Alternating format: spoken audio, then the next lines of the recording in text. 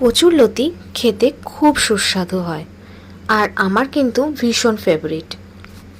আগে থেকেই আমি কচুরলতি ছাড়িয়ে রেখেছিলাম আর এখন সেদ্ধ করে নিচ্ছি।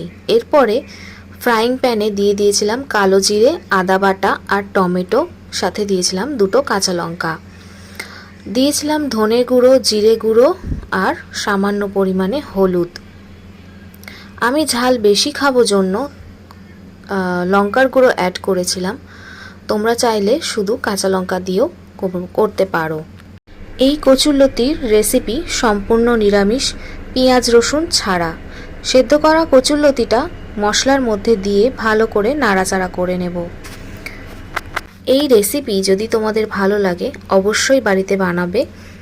আর এদিকে দেখো, কথা বলতে বলতে কচুরলতি একদম রেডি হয়ে গেছে। গরম গরম কচুরলতি আর সাথে থাকবে গরম ভাত, ব্যাপারটা কিন্তু জমে যাবে, একদম স্বর্গসুখ। নিজেরাও বানিয়ে খাও আর প্রিয় মানুষদের বানিয়ে খাওয়াও।